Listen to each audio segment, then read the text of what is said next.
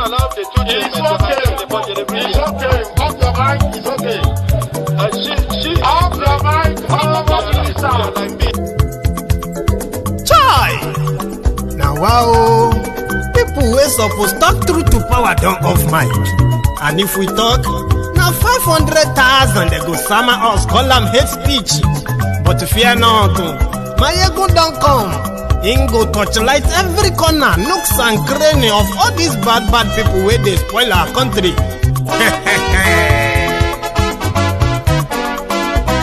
So my people make we loud, oh yo yo.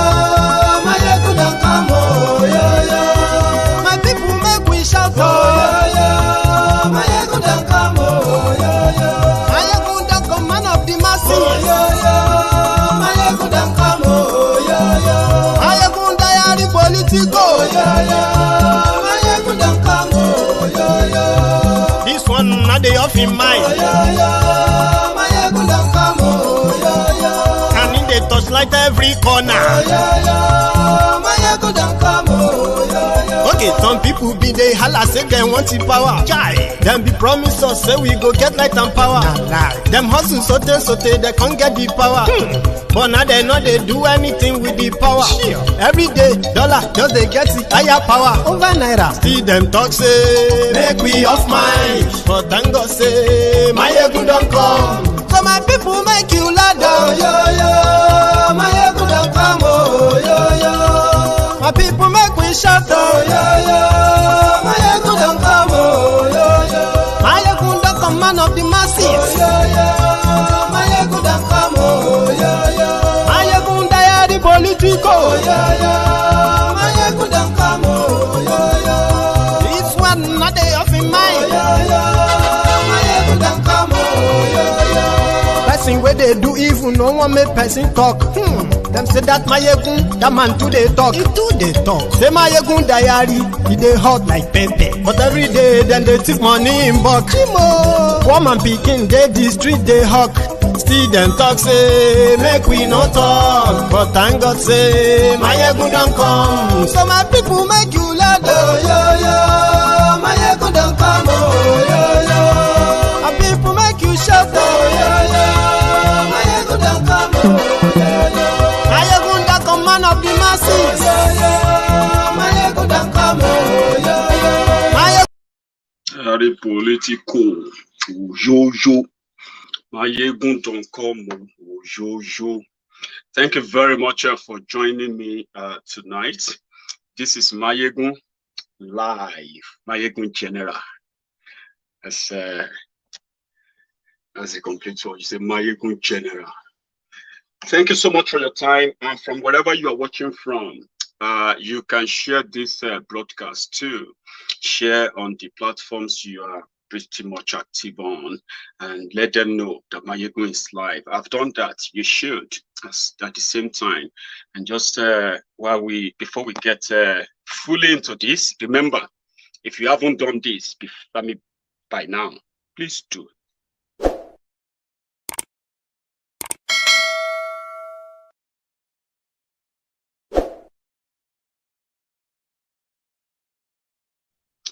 If you have read the caption of the broadcast tonight, you can follow up through your comment.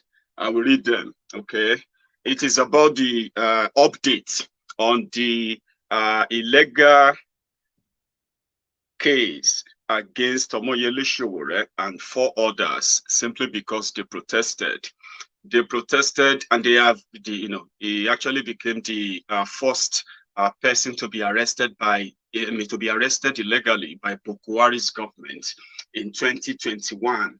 2020 witnessed many people who ended up in prison for speaking out their mind in Nigeria. So I'm going to talk about that today. They ended up having to grant Omoyele Sowore a 20 million naira bail, and at the same time he cannot leave Abuja. The same city arrest they gave him when they freed him or released him on bail in December 2019. So they gave him the same condition. He's going to stay in Abuja. So they've collected the 20 million naira. So while I was browsing through the to the internet today, as usual. So I picked on the Minister of Transportation, Rotifmi Amechi, the former governor of Rivers State, where he was signing the contract, $1.96 billion rail project contract, or say project or contract project, whatever. The money they are going to borrow from China and borrow from others, right? So they are constructing a rail line from Kano State down to Maradi in Niger Republic. People have been questioning the economic rationale behind such big projects when there are other commercially viable, regions in Nigeria that actually needs a rail connection to link the country. You haven't linked Nigeria, or you haven't linked cities in Nigeria. They are linking Kano to Maradi in Niger Republic on a borrowed money that the rest of the Nigeria people will pay as usual. So I saw that and I was like, okay, I'm going to share that with my friends today. I'm also going to talk about, I don't know if you have been reading that too. I'm going to talk about these crazy things going on in Uganda. Oh boy, if you think, say, APC, Egbekegbe, and Buhari and his gang in Nigeria, if you think they are mad, there is another madder cow in Africa, and his name is Yoweri Museveni. He is the president of Uganda. He's been in power for over 34 years as we speak. I think people are saying 36 years. I think it's between 34 and 35 years. He came to power since 1986. I was 2 years old when he came to power. So definitely it's going to be 35 years in power. So there is another election in Uganda. So in Uganda, they have their own Omoyele Sowore. His name is Bobby Wine. He happened to be a former musician who was so popular. It's like, who is that popular musician in Nigeria that can really move around? I don't know. I'll have to pick one from the southern Nigeria. So let's pick Davido. So let's say Davido happened to be a street boy from a rich home. This guy is not from rich home. I didn't read about him like that. His name is Bobby Wine in Uganda. So a former popular musician who turned into politics, ran for office because, he was doing charity as usual, helping the poor from the proceeds of his music and all of that. Then he felt like he could defend them more by going into politics, and he went into politics. So people believed him. They voted for him. He became an MP. After becoming an MP, he decided, right, to lead the young people in Uganda, okay, against the long-term dictator who later changed to democracy, the pseudo-democracy, like the one you practice in Nigeria. So this guy has been in power for 35 years, 35 years, right?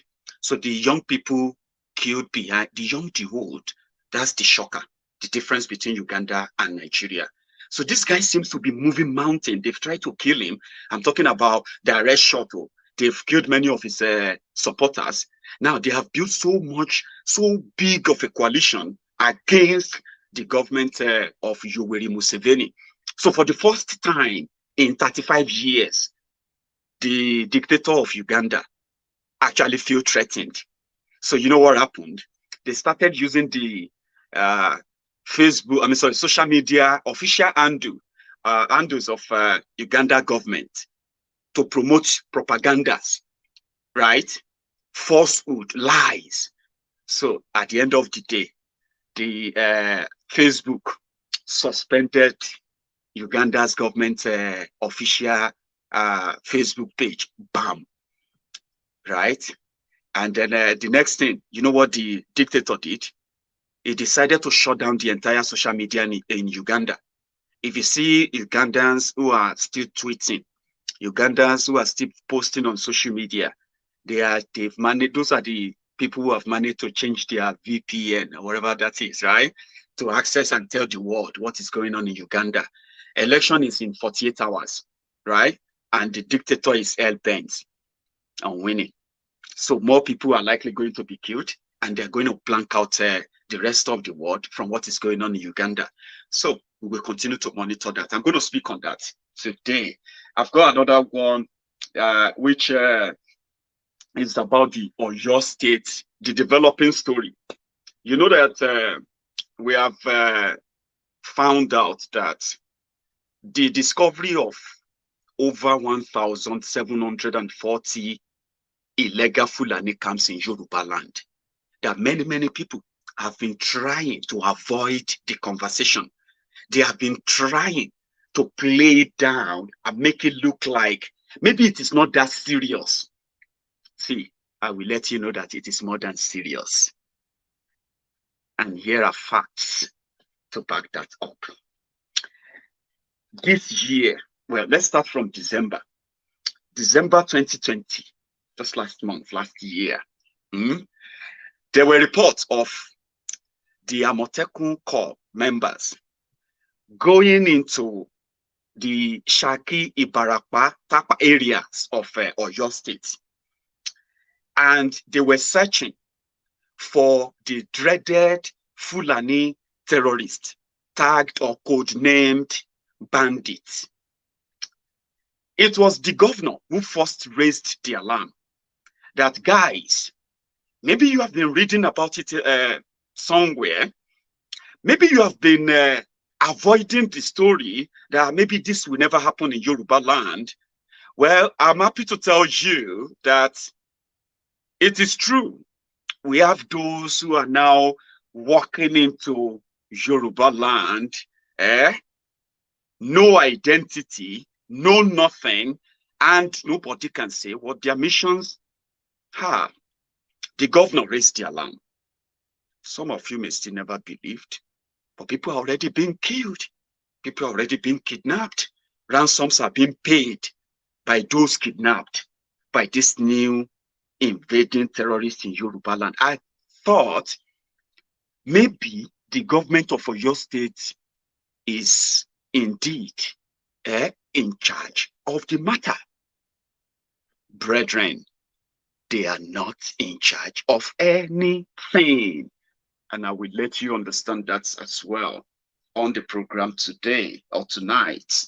So, and I think before I go deeper into this conversation, remember this: you need to subscribe on Maiyegun's Diary, set up your notification, and at the same time, right, remember, always get engaged, be involved, not just the comments. I found out that the reason why many of you don't see this like button here, or share button, or any other button that you need to use while you are watching this program tonight, is simply because you left your live chat on.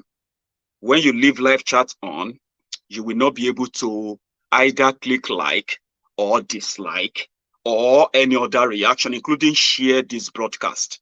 You won't be able to do it if your screen is like this. You need to close this X. Look at this. You need to close this X, and then you'll be able to see it. See the like? Right? Now use it. It's important. It's part of the engagement in this conversation. So before we go further, I love it. I actually love to take you back the memory lane. It is important for those who are asking the questions. How did Nigeria get to this stage? In summary, Nigeria, that is now Nigeria, got to this stage because some terrorists, some jihadists, some criminals, manipulators, certificate forgers, bunch of rogues and criminals decided to take over the raggedy government of your country, to unleash the never seen before mayhem, terror, and dictatorship in human history. So that is how it all began. And I'm going to take you back then. I picked up on one, which I'm going to share with you for just 2-3 minutes. I want you to listen to this. When they were lying to you, telling you then that they actually had a plan, right, to help you. And these were the reasons why they told you that they were going to make your life different. But you know the story better today. Human rights has gone to the dogs. Yeah, you cannot even talk about human rights right now. Free speech, freedom of speech, as you love to call it, is now a luxury. When you want to brag about freedom of speech, the tyrants and their minions will tell you about, do you know anything on the freedom after speech? But look at these marauders, this gang of criminals, how the journey began. You will see all of them in this picture. Many of them, you will remember them, right? Many of them are now ministers in Nigeria. Many of them are now special advisor to president. In fact, one of them, Adisirika, you will see him in this video. Adisirika became Minister of Aviation in Nigeria. Adisirika is the one who sold ordinary logo. The logo they went to make in Bahrain, called Air Nigeria. You remember that? This bunch of criminals are those in charge of your country now. And this is why, and this is how it all started. Watch. This is their record. The exchange rate has moved from 120 to the dollar to 240 to the dollar. That is Jonathan's record. Jobs have been destroyed. Livelihoods have been destroyed. Over 1 million people have been displaced because of incompetent and corrupt security mismanagement. Meanwhile, during this period, oil prices have been at their all-time high. Trillions have been budgeted for security, but the only thing you see are mansions in Abuja owned by ministers of defense and generals. We know these houses, we know the owners. This is the record of the Jonathan administration in the last 6 years. That's why they don't want to talk about it. So what do they talk about? They move from church to church preaching religious division. They move from town to town preaching ethnic division. They have no record to run on. They take photographs of private estates and claim that the government built the estates. They take photographs of railway bullet trains from Port Harcourt and claim that it's federal government train system. They lie for a living. Do not believe anything they say. Even when they say good morning, check, it is probably evening.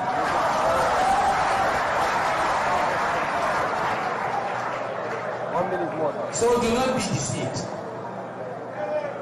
I am here before you as a father of young people like you because I have many children. We don't count our children. We count blessings.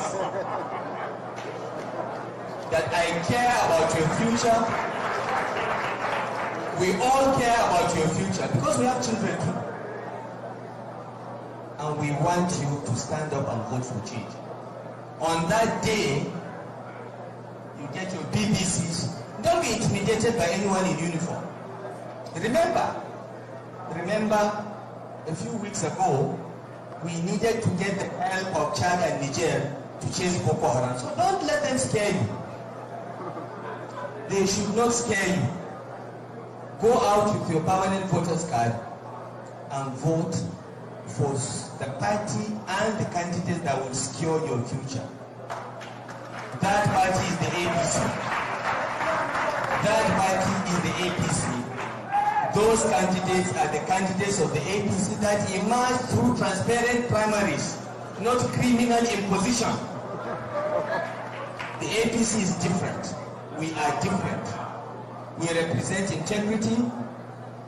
General Buhari represent that. We represent performance. Fashola there embodies performance.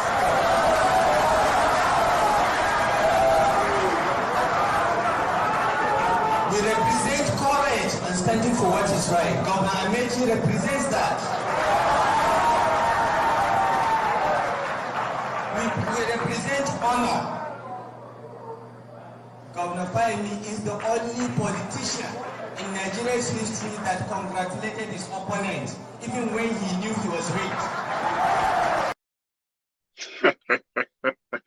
Do you see that? Exactly. It was a moment when common sense was thrown off, completely off the cliff, right?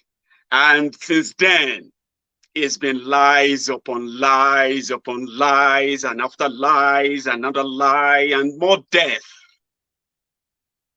More people have been killed under the Buhari, the terrorist regime, you know that? More soldiers have been killed by the terrorists. More villages have been ransacked. Half of Borno State is now in the control and command of different terrorist groups in the northern Nigeria. Northern Nigeria, half of the, what am I even talking about? Over 80% of the northern Nigeria, as we speak right now, is now under the command and control of different terrorist groups. Where they are not really attacking, you know what they are doing? People are paying taxes to terrorists. These were rare in 2015. It wasn't that bad, was it? I don't think so. Now, let me take you to another one. You saw Amechi.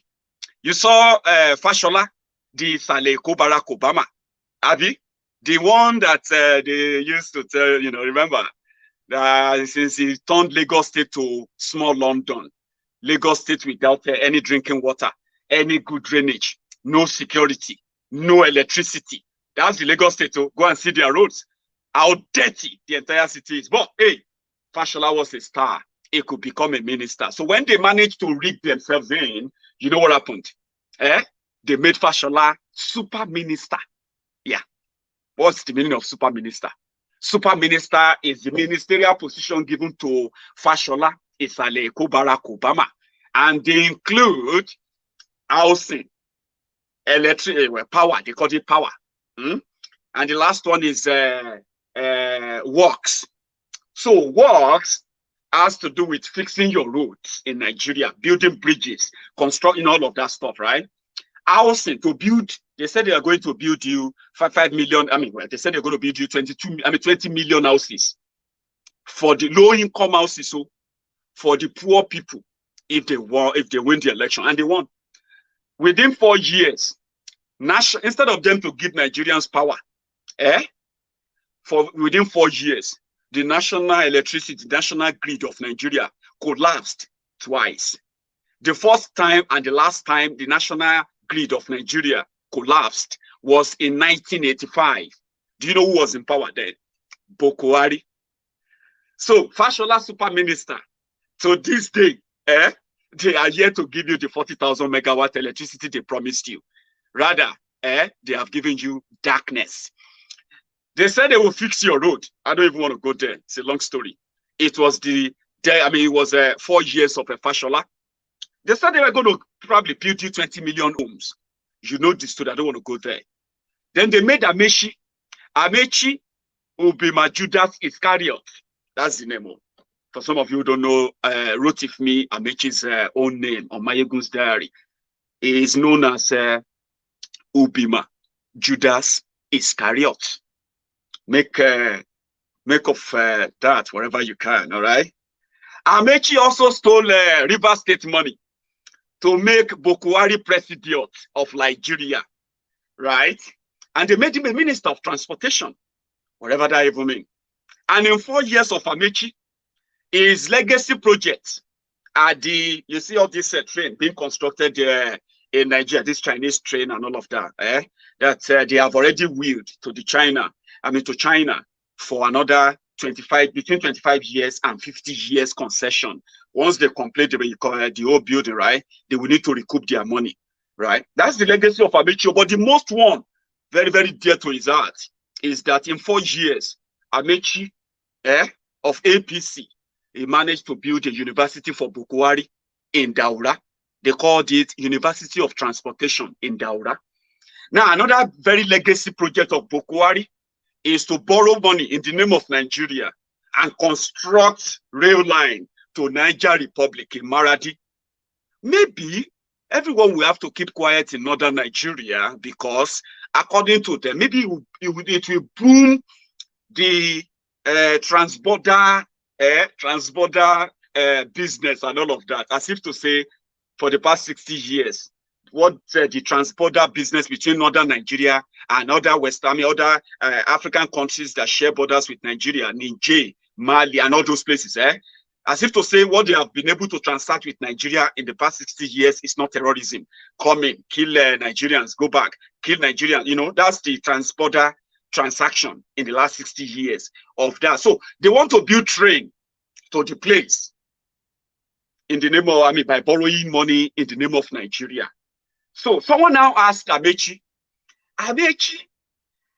why is it so hard that government can, you said in your during your campaign that you are going to decongest Lagos so that other ports in Nigeria will begin to work. Now you are the minister, you are from the Niger Delta of Nigeria. Mr. Minister, how far? Even the guy asking the question was asking about another seaport. You don't say they don't get sea for northern Nigeria, no real sea. But they have dry ports, different dry ports in northern Nigeria. So he was asking him the question. This is what Amechi said, because they said, but they call it Barrow Seaport. Barrow Seaport, Buhari commissioned it and he said it will help decongest Lagos. What happened 2 years after? Nothing. What's happened, Amechi? This is what Amechi had to say. On the issue of security, let me share this with you. This is from somebody who represents a district in northern Nigeria. So after 5 years of APC, after all the totori that El Rufaya said earlier, this is the result, at least on security. Watch this. And then raise your voice. Mr. Speaker, people are talking about coronavirus. How many people coronavirus kill in Nigeria? You are talking about coronavirus. We are talking about bandits. In only a single day, they kill the people that pass. All the people die with corona in Nigeria. People, they consider this corona as something. Put your mask, block the state, go at home. They shut down everything. We're not supposed to shut down. We're supposed to shut down this country for banditry, not corona. Mr. Speaker, the black people are very strong. I don't believe with any corona. No corona will touch me. Mr. Speaker, seriously, what I believe in it is look at how we became serious in the issue of corona in this country. Why won't the government be serious in the issue of this killing as they treated corona? Mr. Speaker, serious. I just decided to give you a picture, a glimpse into what they are probably underplaying. To the northerner, corona is not the issue, because corona can probably, you can get to corona and survive. You have a 99% chance of surviving corona, okay? But you don't have any chance of surviving Fulani terrorist or bandit attacks. You don't have any chance. Once they come, you're just like, your chance is like 1 out of 100. If you live to tell the story, well, no chance. So this is what Amechi had to say when he was asked about why would your government, president of a country, come out and say something is going to start working. And we know if you actually manage to do that, it will be a serious relief for those who are using Lagos ports. At least decongest Lagos to other areas. This is the story Amechi had to share with us. I decided to bring it to you step by step, all right? Before we continue, watch this. Well, it's good that you mentioned Barrow earlier in your conversation, and I know that people, most especially the locals there, are eager to know when this port will actually take off, because I remember 2019 January, when it was commissioned, you were there, the president was there, almost all the stakeholders were there, but 2 years after, no ship has bet in that place. You see, from time to time, Nigerians prove me right. I had this conversation with Goje about the viability of the river ports that we have. Onitsha River Port, Baro River Port, Lokoja River Port, Oguta. And I felt that was a waste of funds. Really? The reason is that, of course, the reason is for you to have those seaports, you must have to dredge River Niger. Dredge it, for now, even if you dredge, it is still 2.5 to 3 meter draft, which, please tell me the vessel that can go there. The minimum you can have is a 6 meter vessel. But when the president commissioned it, he actually said that the idea was to help decongest the Lagos. Okay, so let me tell you the idea. Let me tell you the idea.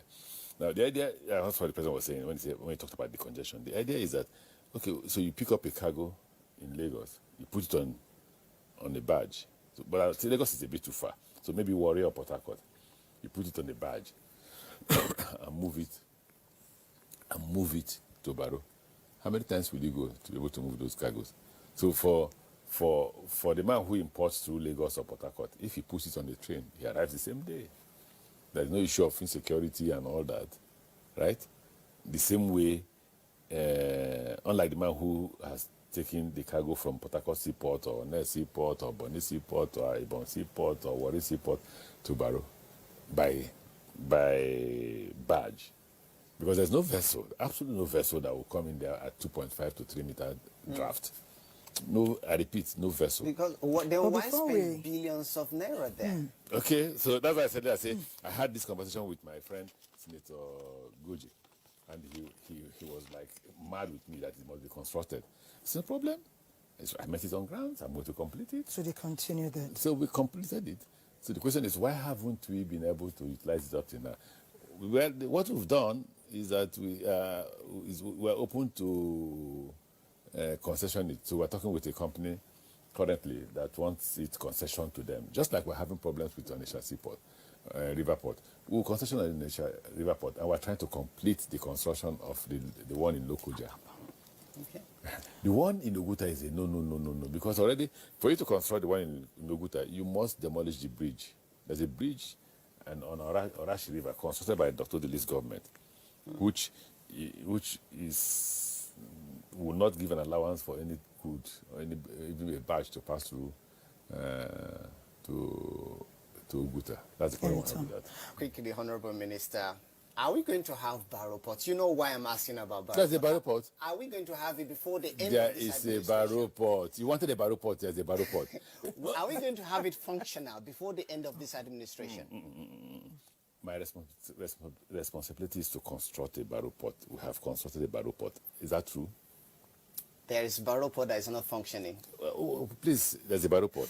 Now, as Minister for Transport, I did engage the public to say, these are the problems we'll face if we finish this Baro port. First, Nigeria doesn't produce anything in the first place.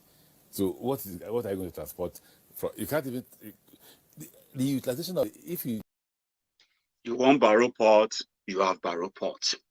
What about the billions you spent and the commissioning? Does that mean that the president lied to the people? So he had no plan of anything. They just wanted to make a as if we don't know. Even when in 2019, the opportunity to expose Boko Haram was so glaring for some people. They still, even though many of them are now hiding now, they are pretending that they didn't. We know those who push the agenda of Boko Haram. Some people are abusing Sowore. They are attacking him. I'm coming back to that. But this exposed Boko Haram in 2019. Are you going to tell me that you didn't know this? Watch. So as to address the challenges facing this sector. Thank you, Mr. Livestock. Livestock. National livestock. I will talk about it. He doesn't know. He doesn't know.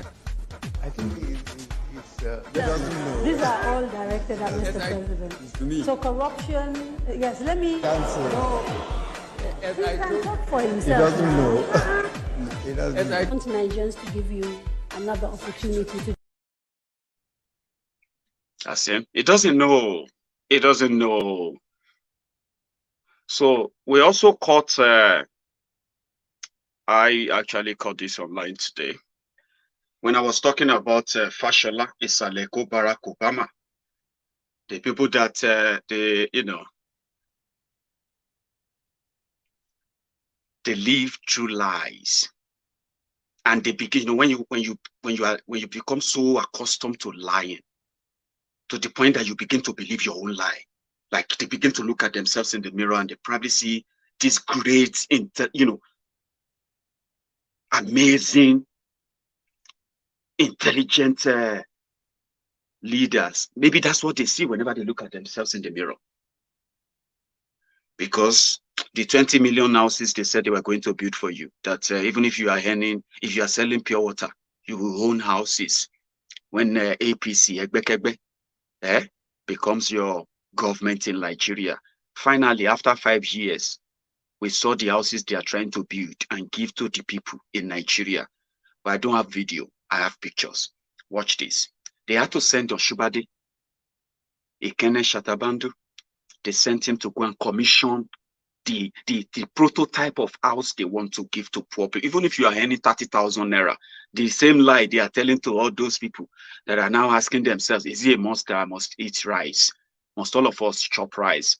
You know, that kind of mentality. It is the mentality that these criminals are selling to their followers, to embrace poverty, to embrace deprivation. And when they want to take the pictures, in fact, the pictures themselves are more beautiful, in a way, quality, than the house they are building. They forgot to even electrify the house, put electricity in the house, because they don't have electricity to add. And the vice president of Nigeria went there, took pictures, and started writing stories on Twitter on how they are going to build many of these type of houses all over Nigeria to help the poor people. Same way they promise you 3 million jobs. Once you vote for them, 3 million jobs every year. Today, you have been losing 5 million jobs every year. Now, more than 32 million of you are now jobless in Nigeria. This is the lie. Actually, you should see the house built by Oshibade. A house built by the vice president of Nigeria. They had to use generator to power the house so that the vice president can go in and take pictures. That's the house. 1 bedroom apartment. And if you are the type who like your privacy, they also considered you. So this is what it looks like from outside. Do you get it now? The vice president of Nigeria commissioning a prototype house in Abuja to help the poor people in 21st century. There is no water, there is no light. I just wanted you to see part of the fraud that they told you they were bringing, but you didn't see through them. You see how Liar Mohammed was laughing. He was laughing like, Ashiri, well done, Erufaya, Ashiri, I like your vibes. I like her. Oh yeah, give it to him, give it to him. It was making sense, but today, Southern Kaduna is in total mess. You know what I'm talking about? Southern Kaduna. They have killed even paramount ruler. Somebody who is a paramount ruler. Paramount all over, everywhere. Killed the mother of Adara Kingdom. And his killers are walking free. Many villages have been, many villagers have been displaced from their villages since this jihadist came to power. It was the same Rufaya. After he won that election, after that speech, so many people bought it. They threatened Goodluck Jonathan. Baba, we just want to enjoy a small life. Guy quickly pick up phone and call the jihadist head. And say, Baba, come and take your power. Say, you want power? Oh yeah, come and take it. Gave it to Buhari. Immediately they came to power. Rufaya went on a pilgrimage. He was looking for all the Fulani, displaced Fulani terrorists all over Africa. And he said he gave them money to come back. That their brothers are now in power. The video is out there, except if you want to probably deny it. You won't be the first, and it won't be your first time of living in denial. But it happens. It's out there. The video is out there. To appeal to Fulanis to come back to Nigeria because their brother is now in power. It will pay them money to stop the killing. That was what El Rufai said. Okay? And today, the result of them coming back, go to Southern Kaduna. If they, you can't even defend yourself. That's how bad it is. If you ever try to defend yourself, you will be considered as a terrorist. Okay, many villages in southern Kaduna have been renamed Fulani villages. Emirs have been, Fulani heirs have been appointed. They have already appointed their own chief, and that's what will take me to Oyo State again. But before then, because I actually want to speak more on that Sowore's case, but because this insecurity issue since APC Egbekegbe came to be in charge of your Nigeria, it's been calamity upon calamity. Many of you have been reading about these calamities from outside, from southern Nigeria. You may not have an idea of what you are into. Southern Nigeria has been invaded, and everybody is trying to defend themselves now and say, what can you do? What can we do to defend ourselves? Until I stumbled on the effect of the Fulani to come back to Nigeria by air fire and the APC, Egbekegbe, I found out that I have been here, even if you're a Yoruba man, engaging the Biafrans on social media, fighting them in the game of wit, in the game of supremacy. I think I should call your attention to something that you are not paying attention to. You can do all your social media bragging. We are Yorubas, we'll do this, we'll do that. You can continue to focus your attention on those who are actually doing their best as well to be out of the victimhood, while you are diverting your attention to them in your ethnic supremacy. Yoruba land have been invaded. I didn't know until now that Fulanis are now vigilantes in Oyo State, and they are guiding, over 100 villages. They are working as vigilantes in Yoruba land. When they, in December, or in fact, it was early this year, last week, when the news broke out of the clashes between Amotekun and Fulani bandits, where it was reported that 7 people were killed, 7 bandits were killed. Yeah.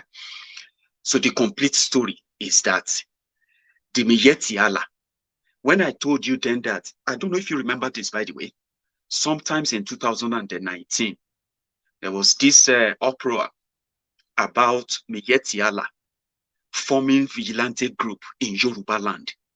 And some of them were caught with the ID card of Miyetti Allah, vigilante in Ondo State. They downplayed the news, but the news is real. In fact, they are not just in Ondo State. They are in Lagos State. They are in Ogun State. They are in Osun State. They are in Oyo State. They are in Ekiti State. Miyetti Allah vigilantes, Fulanis, guiding your villages according to them. So when the news broke out that 7 bandits were killed after the report of escalating kidnapping cases in the areas of Shaki, Okeogun, Ibarapa areas of Oyo State, the Amotekun Corps swung into action, moved down to the area, and they decided to comb every area in those villages. In the process, they succeeded in leading some of them out of the entire region into wherever they came from. According to the commander of the Amotekun Corps in Oyo State, retired General Togun. So they succeeded in sending some of them out, but they got attacked in some places. And that was what led to the gun battle that led to the death of 7 bandits. But the Oyo State government quickly denied that they were Fulani herdsmen, those killed, that they were just criminals and they were not Fulani herdsmen. Also, 46 of them that were arrested, apprehended with guns and all of that. In this same area, the media report is now saying that they are not arrested. They were arrested wrongly because those guys were actually providing security in those areas. And I'm like, what? How? Vigilantes, Miyetti Allah. So then we found further that even Amotekun Corps in Oyo State, they have also told the world that they have Fulani Miyetti Allah representatives in their mode of operations. We are done for. They may say we don't need to see it that way. I get it. That is why those that the government of Oyo State, the Amotekun commanders in Oyo State, all the security forces working together to provide security for the people of Oyo State, they had no clue that there were some vigilantes working in some area, helping to protect the people in the area. They have no idea until when they arrested them. And Miyetti Allah representatives inside Amotekun now identified those people arrested as Miyetti Allah's vigilantes in Yoruba land. I won't say much more. Maybe you can think about it. I'm going to come back to it. Something else happened. This one happened in Lagos State. How many of you remember the story? The story of how some Okada riders, some Hausa Fulani Okada riders in Obalende area of Lagos State, how they burnt down the entire local government simply because one of them was arrested and his Okada was confiscated by the local government official. I don't know if you remember this story. Remember, this is Maiyegun's diary. We keep records here, and I'm here to remind you. That happened in Lagos State, and to this day, for over a year, almost a year now, we have not heard any update on that. Those who committed that act, they don't have identities. They are all Okada riders in Lagos. You know that. That happened.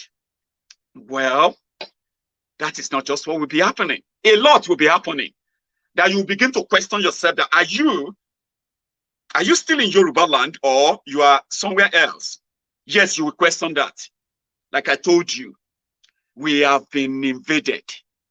All the governments you have in Yoruba land, they have been compromised. Security apparatuses in Yoruba land, the one that belongs to Nigeria, the one that belongs to us, have all been compromised. And people are not paying attention. They are not paying attention. This happened there in Lagos.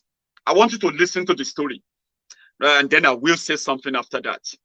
But before we do that, remember, do this first.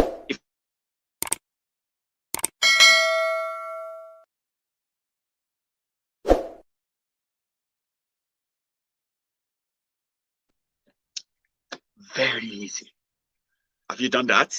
See, let me tell you, if you are using your super chat, and if you are using your live chat, you will never be able to use subscription. You need to close that. Then you will see this. You will see this there, right? And you will be able to either share, like, or subscribe. See the subscription button underneath there. And you can become, I'm sorry if my camera is really poor. Let's see if that will capture it. Right? So you see Maiyegun's diary and click on that red subscribe.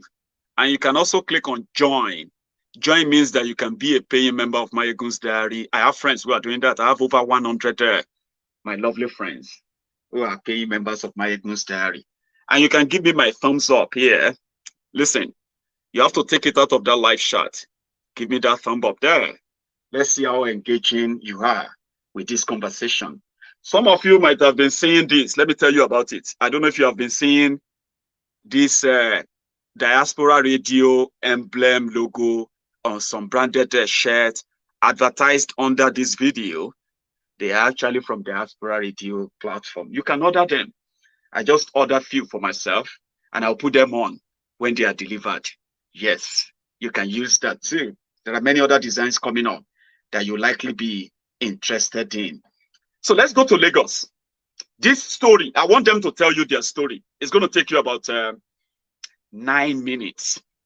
Many of you have seen the video on Maiyegun's diary already, but it is very important to keep it as part of our record in this conversation today. And the credit for this video will go to the Punch newspaper. They are the one who capture this. Watch it. That's not all. I want you to continue.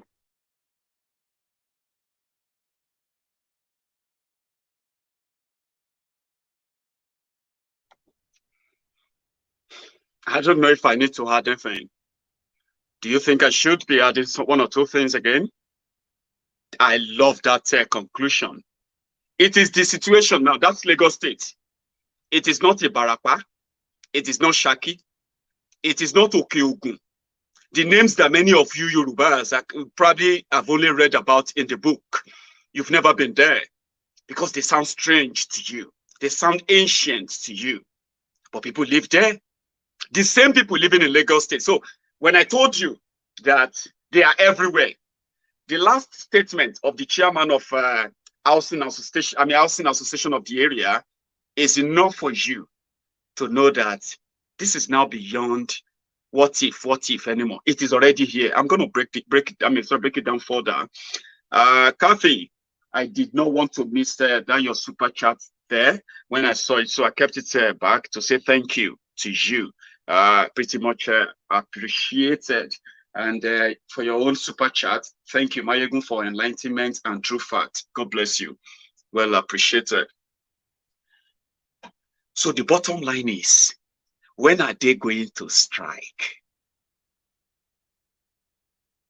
Many of our people are somehow confident that if they are attacked, they will respond because they believe that Yorubas will defend ourselves. But there are some things that many of you are not paying attention to. When these guys took over power, they ensured that they took charge of the military, took charge of the judiciary, took over the National Assembly, took over the Nigerian CBN, and at the same time redistributed the wealth that will empower those that will keep the power as it is. And they are not joking. So they ensure that even when you decide to fight back, you heard the chairman, Abi, they came as people who were selling ingredients to the people in that community. They came like 1, 2, 3. Then before you know it, they are now over 500. Not just that, they are now posing as danger to the people. You see where they are living, they don't need addresses, they don't need ID, they don't need anything. So when they commit crime there, who are you going to catch? How are you going to arrest the criminal? Now they said they have 5 camps, 5 different factions of criminals in that camp. A camp of 500 people with their wives and family and the rest, right? They have dangerous criminals, all this matter. In that community, they are now 500. In the next 5 years, maybe there will be 5,000. And at that point, they will need their seriki. And you see all of you who think you are Omadubo, eh? They will wait for you to try to stop them from appointing their seriki. That is when some of you realize that what will happen in Lagos, what is happening in Ibarapa, in Oyo, will happen in Lagos, but you will likely pretend that it didn't happen. But I'm going to keep reminding you, that's what I do. So that example, the example of that video you just watched now is the typical or textbook definition of invaded people. They are powerless. They are asking for help. They are looking for justice. When they go to court, who are they going to meet in the court? They will meet Buhari's appointee. When they call the police and they report the criminals, who are they going to report to? They will report to the criminal police. And on like that. If you try to defend yourself, you will be reported as the aggressor, the enemy. Now, for Amotekun comrades in your state, for them to be able to at least walk about in their cars, in their uniforms, to show it to the Oyo people that they are Amotekuns, they need to bow to the control, the command, and the influence of Miyetti Allah. Some of you would never believe this. And I'm telling you, that's the situation right now. Our hope on Amotekun in Oyo State, our hope in Seyi Makinde's seriousness in tackling security or insecurity in Oyo State will never materialize to anything. We are going to sit down here because the people that are supposed to do it, protect the people of Yoruba land, they have been compromised. They can even be killed. When they succeeded in letting those unwanted criminals and their guns to leave Yoruba land, right, and enter Yoruba land legitimately, have an identity, and settle down like everyone else by buying land or renting houses and live in towns like other people, not settle in the bush, and then begin to attack neighboring villages and run back into that bush, begin to kidnap people on the highway and take them into the bush. There are victims. Maybe you want to wait to become a victim of that kidnapping before you know. Now we can no longer raise our hope. The governor of Oyo State is now under the siege of the invading criminals. That is for those who are even trying to speak up. Those arrested, uninvited, the governor of Oyo State did not even know that there are Fulani vigilantes in his own state until the Amotekun Corps went for that raid and they arrested 46. They killed 7 because they engaged them in gun battle. Amotekun, representing government, the Fulani who are controlling those areas, they were not expecting Amotekun because they only recognize one authority, and that authority is Miyetti Allah authority. So as a Yoruba man, don't beat your chest and start bragging as if to say we are safer than the people in Borno State. Our own is just cooking up and it will soon be exposed. You are likely going to come back to my video because the same attitude some of you have towards this same issue is the same attitude those who have the chance of stopping it, they also have towards it. People will survive. Time will pass. But what about the victims? What about those who are going to become the victims of that barbarity? There is no point in raising our hope. I just wanted to remind you. Because with what we have now known, that is now in public domain, it simply means that whenever Amotekun arrest anyone, they will need clearance from Miyetti Allah. Think about that. They will need permission from Miyetti Allah to confirm whether the people arrested are terrorists or bandits or whatever they want to be called, or they are vigilantes. So it's easier now for terrorists who are now walking about carrying AK-47. We don't know who is paying them. How can you be doing security for Yoruba in Yoruba land and the Yoruba people don't even know you are protecting them?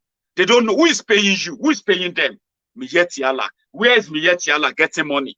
They are paying to their vigilantes in Nigeria. In Anambra, Miyetti Allah representative is part of the government of Anambra State. Obaino, the governor of Anambra, came out and said, I have Miyetti Allah representative in my government. They have Miyetti Allah representative in government of Ebonyi State. When they said ESN chased out the Fulani terrorists from their forest, yeah, and told them to pack away, that video, it was in the office of the governor of Ebonyi State where they made the video to say, no, they were not. It was the Aseriki going for chieftaincy title. That was why the entire village started packing with 2 trucks. That's how much they have embedded you. For those who have come clean to tell you the truth, many won't. That is the situation we are in now. So if you are a Yoruba man or a Yoruba woman listening to me, you are likely going to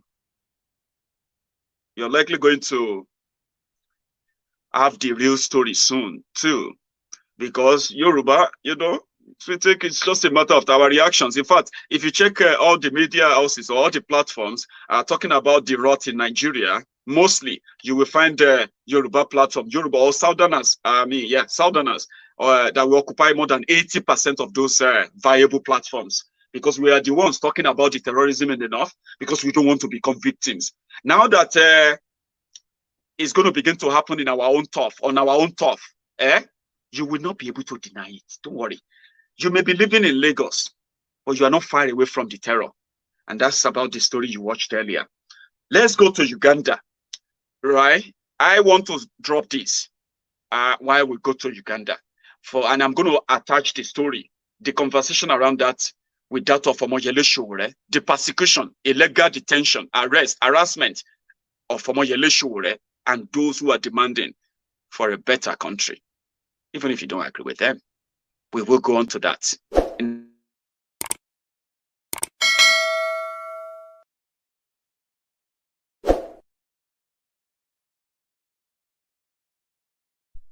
Yoweri Museveni is the president of Uganda. He became president of Uganda through a coup in 1986, a guerrilla coup that made him almost a life president now.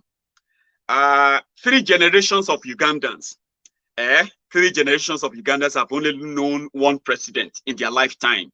If you are 35 years old, African or Ugandan, you're probably going to be knowing just one president from Uganda all your life. It's been Yoweri Museveni, a dictator par excellence, the brutal dictator that is hiding behind God knows what in Africa. He's succeeded in killing his own oppositions, either jailing them or exiling them.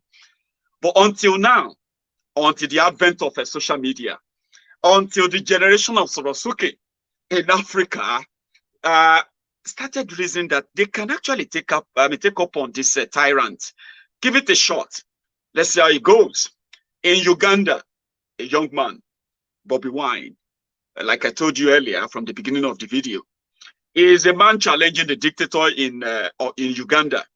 They have done a lot.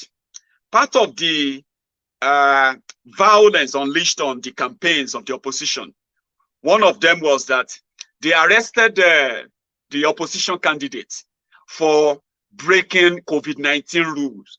COVID-19 rule is that you cannot have more than, I think they said in Uganda, you cannot have more than 20 people, outdoor during the campaign because of the spread of COVID-19. But that law is only applicable to the oppositions of Yoweri Museveni, because Yoweri Museveni and his own party members, they are busy showing how popular they are across the country, right? Mobilizing and different campaigns that the president himself and his family members have attended, right? But whenever oppositions goes out there to campaign and the pictures makes it to the internet, the government of Uganda will react. Same way Nigerian government will react. Every time Omoyele Sowore calls out for revolution, protest, disobedience to civil rule, you can disobey the government that is disobeying you. A government that doesn't care for you. A government that turned its gun on the citizens. That government has automatically lost their legitimacy in the eyes of reasonable people. So Yoweri Museveni, I don't even know how to describe him. I don't want to be so kind of, on cuff somehow in this regard because of the way I'm feeling, right? So he's been in power for 36 years, 35 years. He wants to run for another office. He's an old man, very, very old guy, right? Uganda economy is as good as Nigeria economy. Whatever you are complaining about in Nigeria, there are some people in Uganda who still read about Nigeria and they still hope that they will have the opportunity of getting out of Uganda to Nigeria. No joke, because they want to escape from one lifetime president, Yoweri Museveni, until Bobby Wine showed up and he actually sparked a national uproar, national and international. So he managed to appeal to the conscience, to the raw heart of the young Ugandans. And that seems to be working.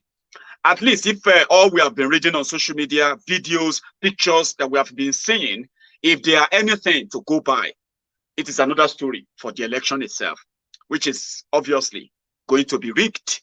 It is going to be a crooked election, but a journey to that is already obvious. And it seems for the first time in a long time, for those who have been following politics in Africa, and Uganda is of interest to you, you realize that if you look at the record of those who have challenged Yoweri Museveni, they were either his former allies, those who planned the coup with him, or those he converted to be his friends over the years, who now fell out with him and decided to challenge him, and he would just use the corruption he had on them, get them killed or get them exiled or imprisoned. And he's got away with a lot over the years. And until now that it seems to be kind of obvious that he is going to lose the power, right? If election is actually held legitimately. So they have deployed all manner of trickery to deviate and ensure that the rest of the world will not know anything going on in Uganda. Part of the reason for that is the police in Uganda, like Nigeria, they have continued to brutalize, publicly executed Ugandans, like Nigeria. They have denied justice. They have denied them justice on many occasions in the face of the tyrant and the dictators in Uganda and Nigeria.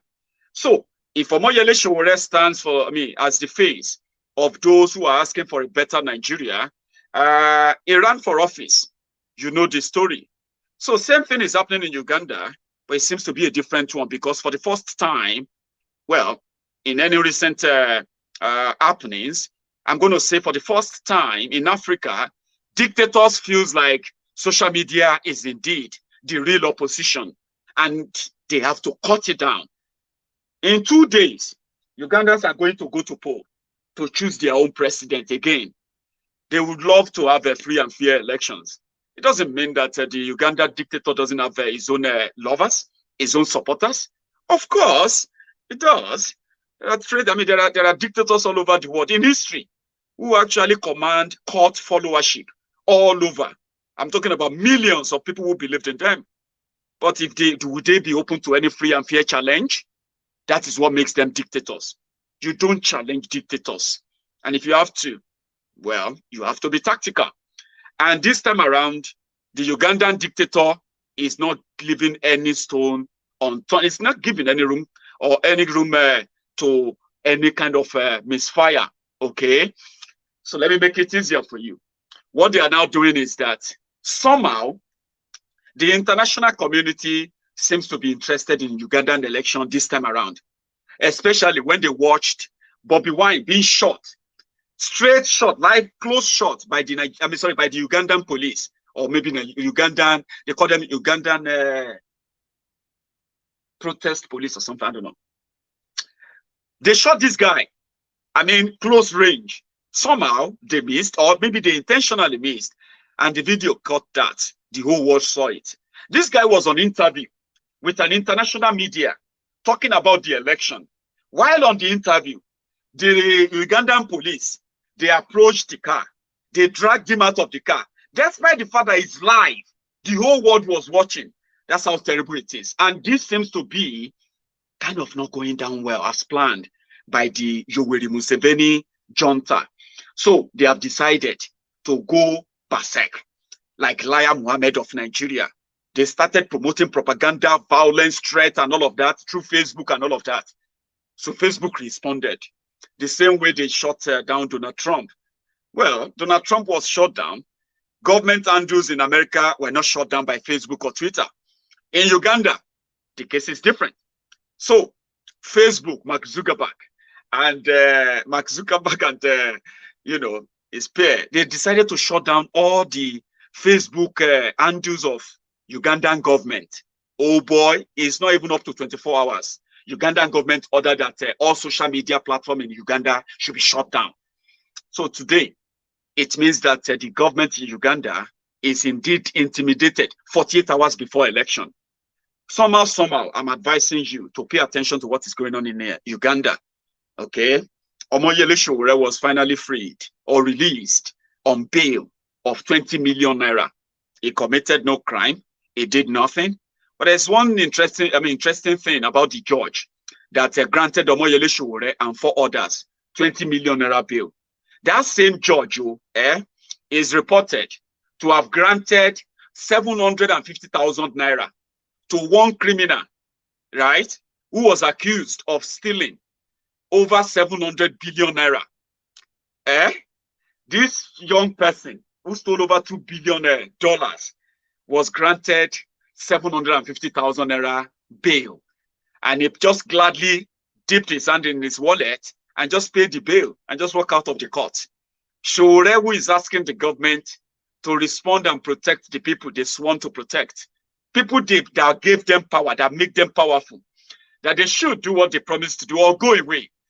And those who are standing and asking them to do the right thing are being hunted down, just like Uganda. That's the story. Sowore is out, but is not giving up. You may not like him. See, some of you, I'll tell you something. The world has become so fucked up.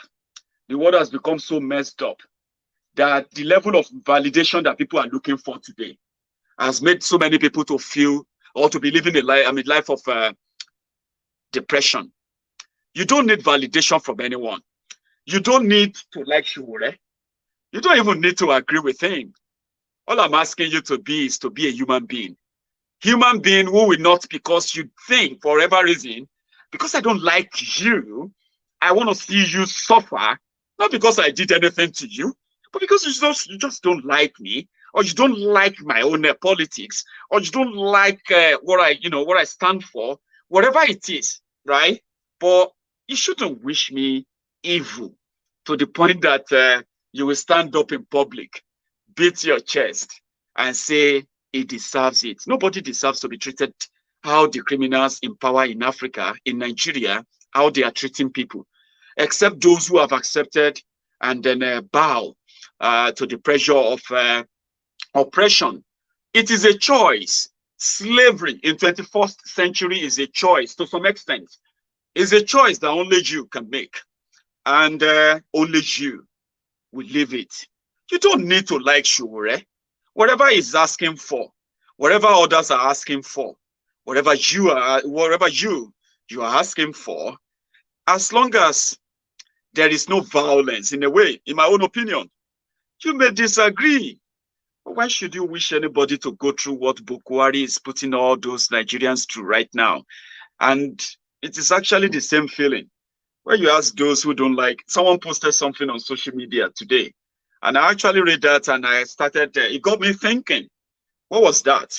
The guy said, people knows that Nigeria is messed up, okay? Everyone will agree with that easily.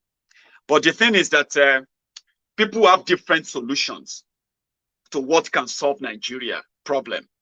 So the fact that you have agreed that there is a problem, they say, Sowore come out and said revolution. You said he should go to hell. Nnamdi Kanu came out and said Biafra. You said they should kill him. Other people came out and say answers and end their bad governance. You said no. They said APC, PDP. You said you hate them. And now they are asking, what thing you actually stand for with your life? You don't support the breakup. You don't support a revolution. You don't support PDP, APC. Papa, a mental problem, oh. But it's your choice. We will respect it. But you don't need anybody's validation to pitch your tent towards what you think works for you. Sowore deserves none of what is being, is being made to face. And let us all face it. Whether you stay away or whether you supported Buhari or not, and you stayed away from him, right? You won't escape from the consequences of every day is in power. Dictatorship will grow further, and unfortunately, it will have its own victims. So, I hope I have actually captured everything in this conversation tonight, guys. Let me check my caption and see. I have told you about the Kano Niger Republic contract of 1.96 billion naira, billion dollars, that they want to build a rail line from Nigeria to Maradi on a borrowed fund. I've also told you, well, the one I didn't really share much is Tinubu. There are pictures of Tinubu on social media right now. I'm not sure if it's in Paris or if it's in Lagos, but I've got something to share with you on that. Time will not let me tonight. I will do that again next time. I also spoke on the Ugandan democracy, and that you should pay attention to any news, any snippet from Uganda in the next 48 hours. There seems to be a planned showdown. by the government of Yoweri Museveni to unleash more terror that the rest of the world will likely not see. Hopefully, they will be able to stream that out for us. So I'm going to drop here tonight. I'm going to stop here tonight. I'm going to get back to you again tomorrow. I'm off tomorrow. I'm off next. So you're likely going to see me in the morning or in the afternoon tomorrow. If you have time, join me. Okay. So thanks so much, everyone, for your time. And remember, don't forget to do this before you go. It's quite what you can do within a sec. So let's bring it out. This.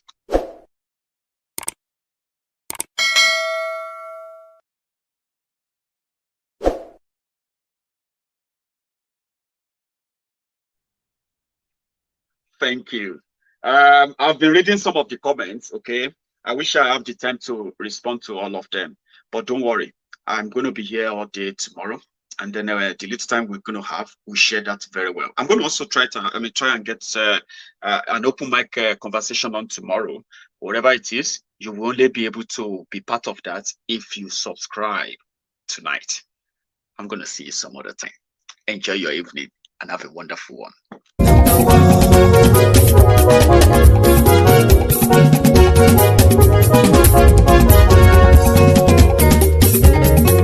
Àní ẹ̀sùn ràkì. Maiyegun ti dé. Maiyegun ti dé. Ọ̀jẹ̀lú ẹ̀sùn ràkì. Maiyegun ti dé. Àní ẹ̀sùn ràkì. Maiyegun ti dé. Lórí Facebook. Maiyegun ti dé. Àní ẹ̀sùn ràkì. Maiyegun ti dé. Lórí YouTube. Maiyegun ti dé. Àní ẹ̀sùn ràkì. Maiyegun ti dé. Bọ́ bàbá gbé wúrẹ́. Àní ẹ̀sùn ràkì. Maiyegun ti dé. Ijó ìgbádìyẹ. Àní ẹ̀sùn ràkì. Maiyegun ti dé. Presido bá rúfin o. Àní ẹ̀sùn ràkì. Maiyegun ti dé. Kí gómìnà kówó jẹ. Àní ẹ̀sùn ràkì. Maiyegun ti dé. Ọlọ́pàá tí ń darí bá. Àní ẹ̀sùn ràkì. Aṣòfin tí ń rúfin o. Àní ẹ̀sùn ràkì. Òpùrọ́ olóṣèlú. Àní ẹ̀sùn ràkì. Ọ̀jẹ̀lú ẹ̀sùn ràkì. Àní ẹ̀sùn ràkì.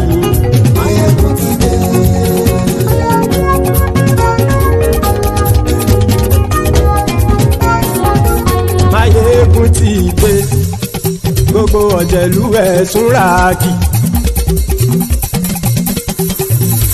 Maiyegun ti dé. Gbogbo ọ̀jẹ̀lú ẹ̀sùn ràkì. Ṣùgbọ́n ní bá ti ṣe èyí tó yẹ kí wọ́n ṣe, ọmọ bá dèrò ní fi wọ́n níran o. Maiyegun ti dé. Gbogbo ọ̀jẹ̀lú ẹ̀sùn ràkì. Maiyegun ti dé. Gbogbo ọ̀jẹ̀lú ẹ̀sùn ràkì. Ṣùgbọ́n ní bá ti ṣe èyí tó yẹ kí wọ́n ṣe, ọmọ bá dẹ̀rọ̀ ò ní fi wọ́n níran. Wọ́n fowó bẹ́ẹ̀ o. Maiyegun ó sọ pé wọ́n ò bẹ́ẹ̀. Wọ́n fowó bẹ́ẹ̀. Maiyegun ó sọ pé wọ́n ò bẹ́ẹ̀. Oníkan ṣáàtì ṣe èyí tó yẹ kí wọ́n ṣe fáwọn ará ìlú tó gbé wọn débẹ̀ o. Maiyegun ti dé. Gbogbo ọ̀jẹ̀lú ẹ̀sùn ràkì. Maiyegun ti dé. Gbogbo ọ̀jẹ̀lú ẹ̀sùn ràkì. Ṣùgbọ́n ní bá ti ṣe yìí tó yẹ kí wọ́n ṣe, ọmọ bá dẹ̀rọ̀ ò ní fi wọ́n níran. Kì máa yí ṣe eré, ọ̀rọ̀ yìí kì í ṣe ẹ̀fẹ̀.